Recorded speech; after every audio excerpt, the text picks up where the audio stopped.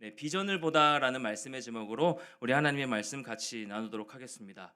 오늘 날씨가 너무 더 추워졌는데 우리 성도님들 하루 어떻게 보내셨는지 모르겠습니다.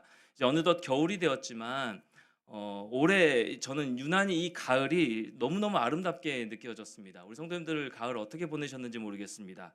개인적으로 이 가을 맑은 하늘과 또 선선한 바람을 참 좋아합니다. 그래서 결혼도 투머치 또 그냥 얘기지만 결혼도 가을에 했습니다. 뭐 어쨌든 가을을 너무 좋아하는데 그런데 좀 분주하게 살아서 그랬는지 최근 이 몇 년 동안은요.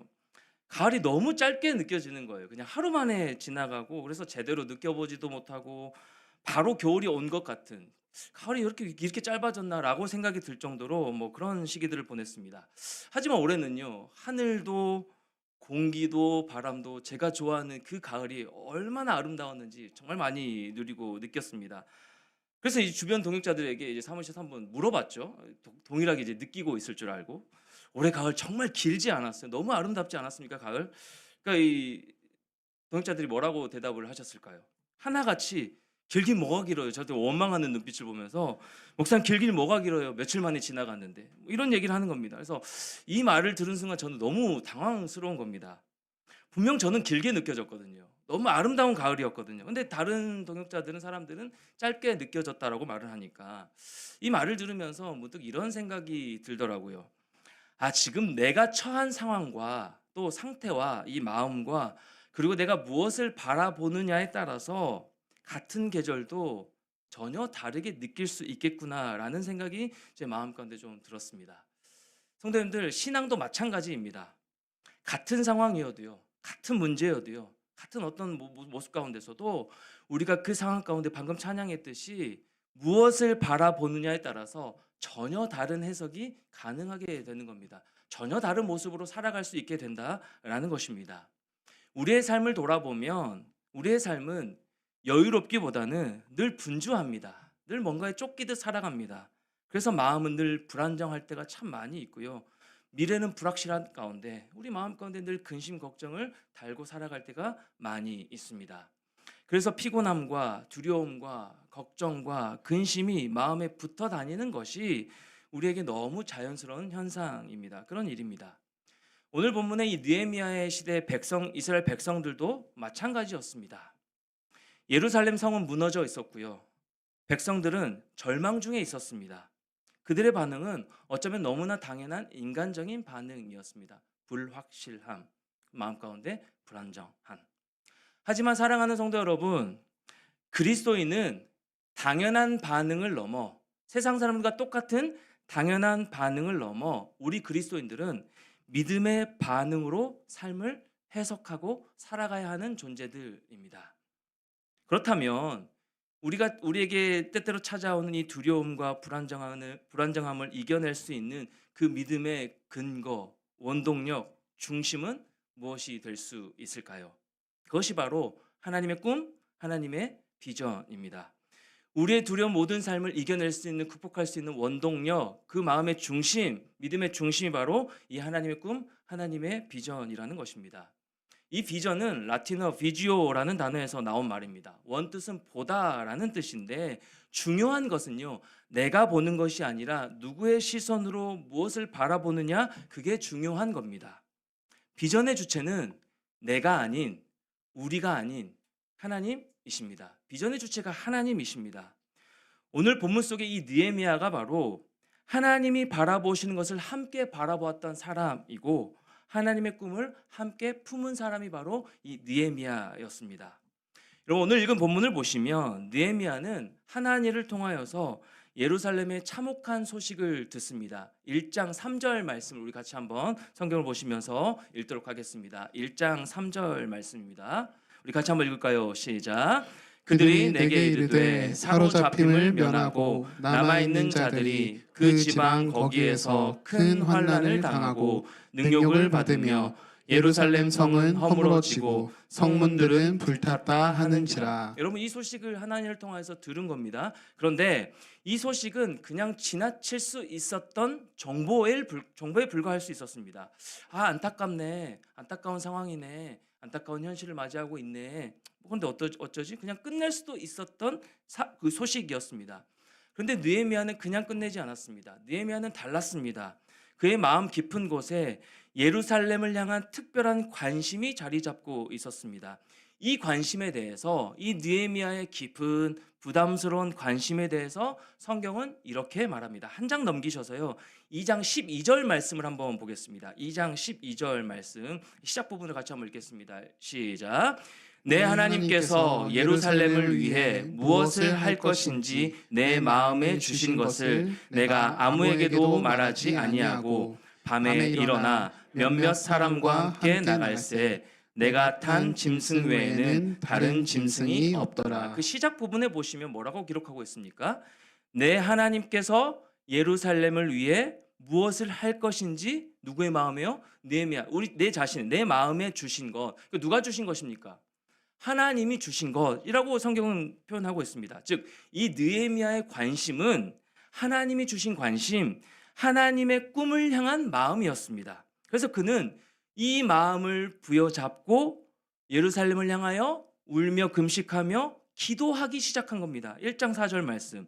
내가 이 말을 듣고 앉아서 울고 수일 동안 슬퍼하며 하늘의 하나님 앞에 금식하며 기도하여. 근데 성도님들, 그의 기도는요, 이 느헤미야의 기도는 단순한 감정적 탄식의 기도가 아니었습니다. 하나님의 언약을 붙드는 기도였습니다.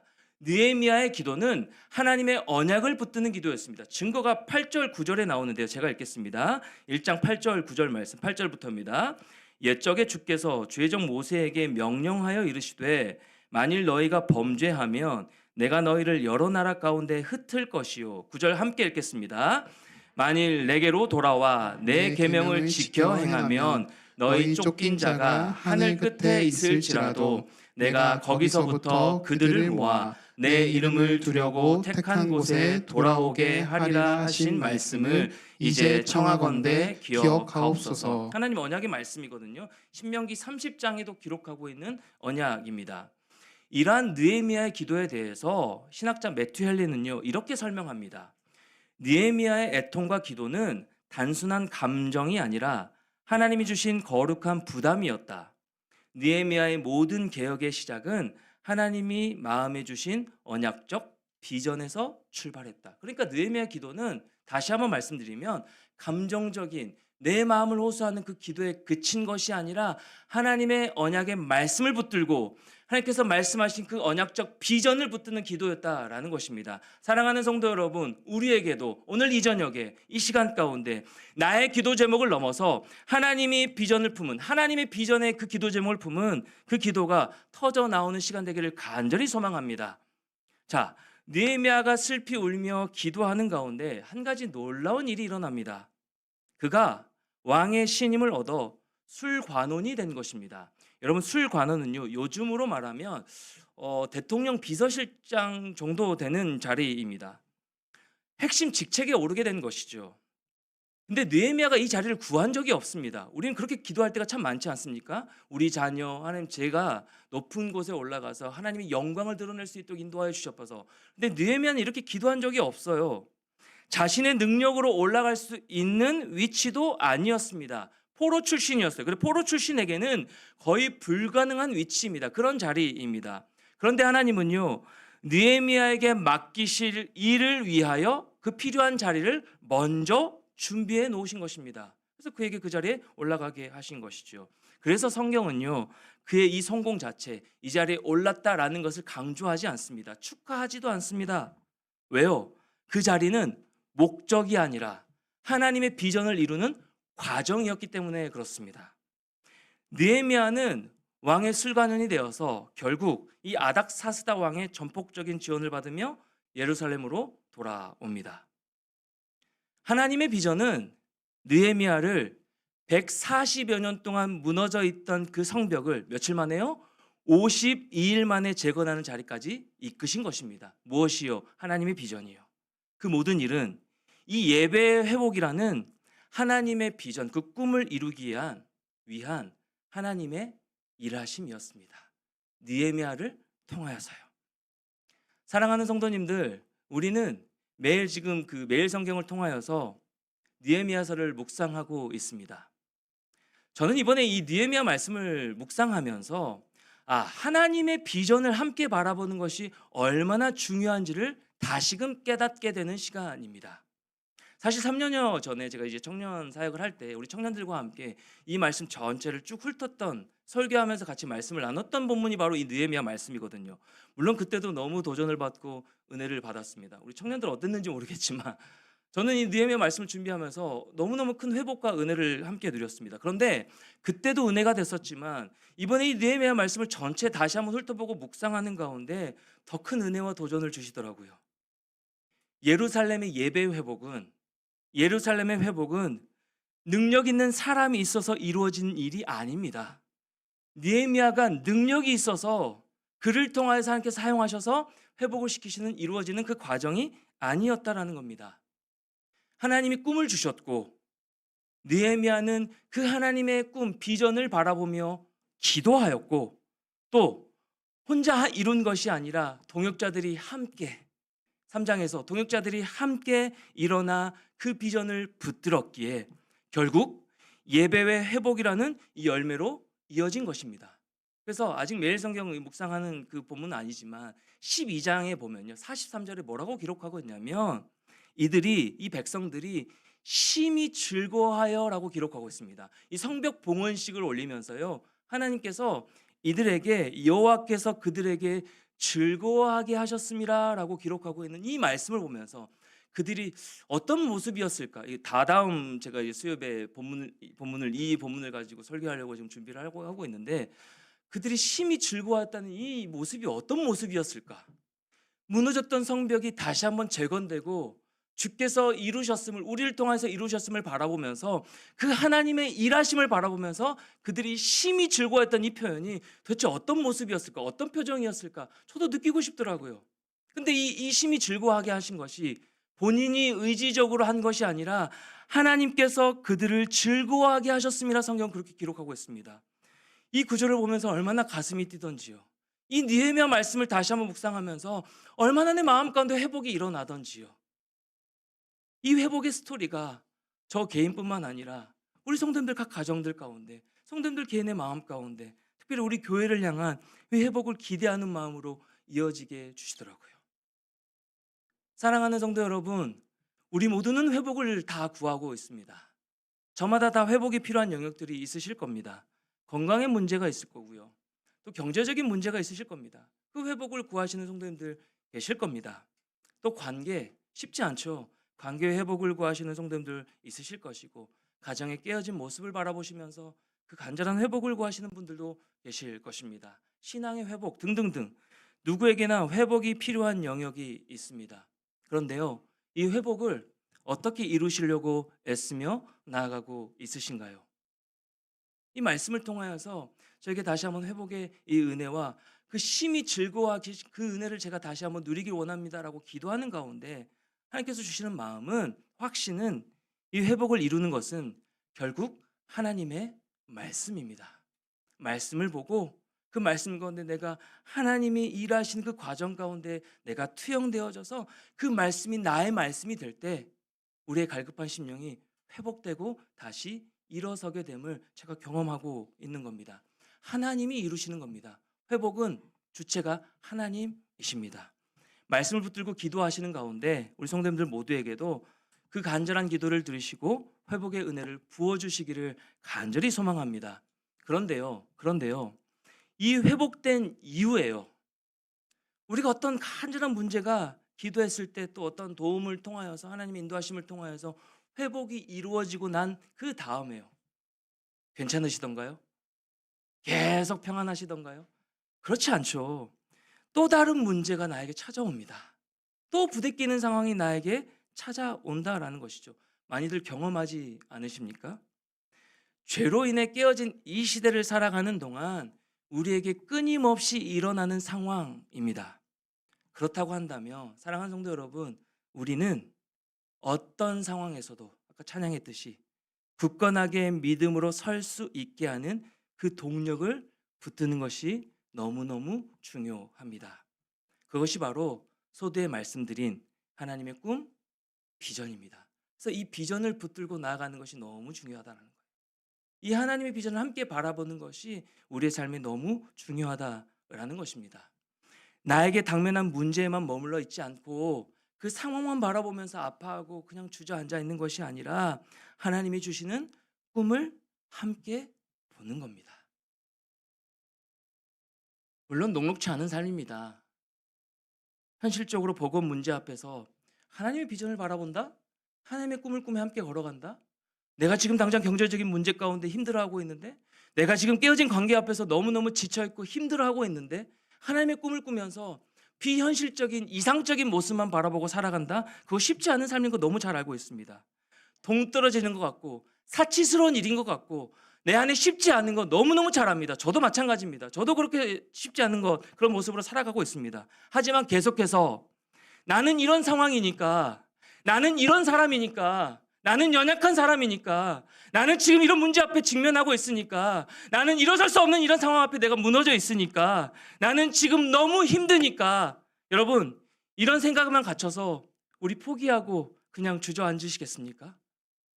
그냥 우리 이렇게 그리스도인인데, 하나님의 자녀들인데, 그냥 이렇게 우리 안에 나이스한 합리화를 가지고, 나 지금 이런 모습이니까 나 좀 쉬어도 되지, 나 지금 이런 모습이니까 아무도 나를 이해하지 못하니까 나라도 나를 이해하면서 조금 토닥토닥 해줘야지, 믿음적인 요소가 아니라 나의 감정과 나의 어떤 의지적인 모습을 가지고 그냥 나의 합리화에 또 그럴듯한 핑계를 가지고 우리 그렇게 아등바등 계속 나의 힘을 주면서 여러분 살아가시겠습니까? 제 모습이 그렇다는 거예요. 이 말씀을 준비하면서 제 모습이 그렇더라고요. 그런데 아등바등 내가 힘주고 살아갈 때는 회복이 안 돼요. 마음이 계속 어렵습니다. 관계는 왜 이렇게 힘든지요? 계속 힘든데 이 말씀을 보면서 느헤미야 한 사람에게 하나님의 꿈을 심어주시고 그 꿈을 바라본 느헤미야를 통하여서 무너졌던, 방치되었던 그 성벽이 불과 52일 만에 회복시켜 주시는 그 하나님의 은혜를 바라보면서 결국 말씀이구나라는 것들 다시 한번 깨닫게 되는 이 상황 가운데 내가 하는 것이 아니구나, 내가 힘주고 있는 것이 아니었구나, 아니게 되는 거구나 라는 생각을 참 많이 하게 되는 겁니다. 사랑하는 성도 여러분, 우리 멈췄으면 좋겠어요. 우리 아등바등 살아가려고 하는, 내 힘으로 모든 것을 해결하려고 하는 그 모든 것들, 나의 생각대로만 살아가려고 하는 그 모든 것들, 우리 멈췄으면 좋겠습니다. 우리 제발 멈췄으면 좋겠어요. 우리 하나님 믿는 자들이잖아요. 적어도 하나님 우리와 함께 하시잖아요. 우리가 그것을 믿는다면 하나님, 이제는 나의 문제 힘들지만 그 문제를 넘어서 하나님의 비전 바라보는 자가 되길 원합니다. 우리 기도의 제목을 가지고 간절히 엎드려 나아가시는 어떤 시간 됐으면 참 좋겠습니다. 그게 하나님 주신 마음이 됐으면 참 좋겠어요. 하나님의 비전을 함께 보고 하나님의 꿈을 위해 살아가는 우리의 모습, 그것이 진짜 가치 있는 삶 아니겠습니까? 그것이 진짜 우리에게 원하시는 하나님의 목적 있는 삶 아니겠습니까? 진짜 회복은 말씀을 붙들고 하나님의 비전을 붙들 때 이루어지는 것 줄 믿습니다. 말씀과 하나님의 비전이에요. 말씀을 통한, 언약을 통한 하나님의 비전을 함께 보는 것, 그때 비로소야 진짜 회복을 누릴 수 있게 된다라는 사실입니다. 그렇다면 질문을 던져보죠. 나에게 보여주신 하나님의 비전은 무엇일까? 내가 바라봐야 할, 또 나에게 보여주시는, 비춰주고 계시는 그 하나님의 비전은 무엇일까? 이거 궁금하지 않으십니까? 여러분, 하나님의 비전과 꿈을 바라보시면서 살아가고 있으십니까? 나에게 주시는 하나님의 비전은 무엇일까? 여러분, 일상 속에서, 그리고 우리가 신앙생활 하다 보면 유독 부담이 되거나 어떤 마음이 쓰이는 어떤 일이나 사람이 있으실 겁니다. 눈을 피하지 마시고, 유독 나에게 부담을 주는 어떤 일이, 나는 하기 싫어요. 나와 맞지 않는 상황이거든요. 나와 맞지 않은 사람이에요. 근데 유독 내가 품어야 될 것 같고, 뭔가 내가 그 일을 해야 될 것 같고, 여러분 이거 오지랖 아닙니다. 근데 그런 마음을 주실 때가 있어요. 내 성향은 원래 그렇지 않은데 자꾸 마음이 가서 외면할 수 없어지는 그 마음이요. 여러분, 그것이 바로 하나님이 보여주시는 비전일 수 있습니다. 하나님 나에게 보여주시는 꿈일 수 있습니다. 성도님들의 이런저런 이제 기도 제목을 듣습니다. 목양일치를 통해서도, 또 목사님과 함께 신방을 통해서도 우리 성도님들의 일상의 기도 제목을 참 많이 듣게 되는데, 한 성도님의 이 기도 제목이 참 인상 깊었습니다. 이렇게 고백하시는 거예요. 저는 사람에게 별 관심이 없어요. 굉장히 솔직하시더라고요. 관심이 나에게 집중해 있어요. 저는 아이도 아니고 관심이 오로지 저입니다. 그런데 자꾸 요즘 주시는 마음이 이 공동체에 대한 부담감을 주신다는 마음을 고백을 하시는 거예요. 그런데 또 이어지는 고백이 근데 자신은 여전히 꺾이고 싶지 않으시대요. 그냥 나만 집중하면서 그렇게 살아가고 싶으시다라는 솔직한 고백을 하시면서 그럼에도 이 부담이 뭔지 모르겠으니까 하나님 그렇다면 제 시선을 바꿔주시든지 제 지경을 좀 넓혀주시든지 하셔서 하나님 제가 다른 사람까지도 공동체를 품을 수 있는 그 마음을 나에게 주십시오라고 기도한다라고 말씀하시는 거예요. 솔직한 고백 속에 참 귀한 마음 아닙니까? 놓치고 싶지만 결코 놓을 수 없는 일이 있죠. 가족 구원을 위해서 기도하시는 성도님들 참 많으십니다. 남편의 구원을 위하여서 우리 자녀들의 신앙의 회복을 위하여서 기도하시는 성도님들 굉장히 많으십니다. 그 놓칠 수 없는 일 아닙니까? 부담스럽지만 놓을 수 없는 일이잖아요. 또 유독 이 사람에게 내 마음이 머물고요. 내가 챙겨줘야 되겠다는 생각이 드는 그런 사람이 있습니다. 하기 싫은 순종이 있는데 자꾸 내려놓게 하시고 자꾸 성장하라 말씀하시고 자꾸만 하기를 원하시는 그 마음을 주시는 것. 저에게도요. 이 사역을 하는 가운데 제 성향과 기질과 맞지 않고 절대 못하겠다라고 했던 두 가지 사역이 있습니다. 무엇이냐면 전폭과 새가족 사역입니다. 그거 누가 맡고 있을까요? 전폭과 새가족 사역 그 두 가지 사역 저 절대 못합니다. 라고 그냥 미루고 근데 마음 계속 부담을 주시는 건데 목사님에게도 "선생님 저 절대 못합니다. 저 맞지 않아요. 저는 친절하지 않은 사람이에요." 라고 하면서 제가 미뤄뒀던 사역이 전폭과 새가족 사역이에요. 그거 누가 맡고 있습니까? 저에게 맡겨주시는 거예요. 그런데요. 어쩔 수 없이 떠밀려서 맡기 시작한 이 전폭과 새가족부 이걸 통하여서요. 저에게 얼마나 큰 기쁨을 주시는지 복음 전하는 거잖아요. 우리 새가족 성도님들과 복음 매일매일 접하고 전하면서 또 전폭 훈련 가운데 진짜 폭발할 것 같은 그런 상황들이 참 많이 있지만 답답할 때가 많이 있지만 이 전폭 복음 접하는 거잖아요. 제가 복음을 증거하고 말씀을 선포하고 함께 기도하는 시간이잖아요. 저에게 이거 안 맡겨주셨으면 저 어떻게 버텼을지 아찔하거든요. 이 전폭과의 새가족부 제가 놓치고 싶지 않은 사역이에요. 이제는 끝까지 제가 하겠다고. 여러분 이런 것처럼 우리 마음 가운데 부담스러워서 잊어버리고 싶고 자꾸 놓고만 싶은데 시간이 지날수록 나 아니면 안 될 것 같은 그 부담을 주시는 영역들이 있으실 겁니다. 뭐 교회 봉사에서도 그럴 수도 있고 어떤 여러분의 일상 가운데 그런 마음 또 사람을 만날 때 어떤 훈련이라던가 그러니까 전폭 절대 하고 싶지 않았던 분들이 오셔서 은혜 받으시거든요. 여러분에게도 그런 은혜가 있기를 축복합니다. 말씀에 보면 모세가 이스라엘의 고통을 보고 마음이 움직였던 것도 그렇고요. 또 나아가서 사무엘이 사울을 위해 밤새 기도한 것도 그렇고요. 자신의 마음은 100% 아니었을 수도 있거든요. 또 나아가서 바울이 마게도니아 환상의 그 사람의 환상을 보고 발걸음을 옮긴 것이요. 아시아로 향한 것이요. 하나님이 무언가를 시작하실 때 먼저 보여주시는 것은요. 능력이 아닙니다. 하나님 우리에게 먼저 주시는 것은 마음의 부담감입니다. 그게 비전인 것이죠. 느헤미야는 자신에게 주신 부담스러운 특별한 관심을 가지고 어떻게 했냐? 엎드려 기도하였습니다. 그리고 긍휼함과 은혜를 구하였습니다. 그래서 프랭크 키드너는요. 느헤미야를 이렇게 표현합니다. 느헤미야는 하나님의 마음을 함께 품은 사람이다. 느헤미야는 하나님의 마음을 함께 품은 사람이다. 이 한 문장이 책을 보면서 저에게 얼마나 와닿는지요. 나는 하나님의 마음을 함께 품고 있는 자인가? 나는 하나님의 비전을 함께 바라보고 있는 자인가? 내 문제에만 국한되어서 그저 내 평안만 구하면서 기도하고 살아가고 있는 자이진 않은가? 느헤미야는 상황을 본 것이 아니라 하나님이 보신 것을 본 사람이라고 기록하고 있습니다. 우리 예수님도 그러셨죠. 자신의 목적이 아니라 자신이 원하는 것이 아니라 하나님의 비전을 품고 이 땅에 오셔서 그 비전을 이루시는 사명을 감당하신 분이 바로 우리 예수 그리스도이십니다. 주 안에 사랑하는 성도 여러분, 지금 무엇을 바라보고 있으십니까? 지금 무엇을 바라보며 살아가고 있으십니까?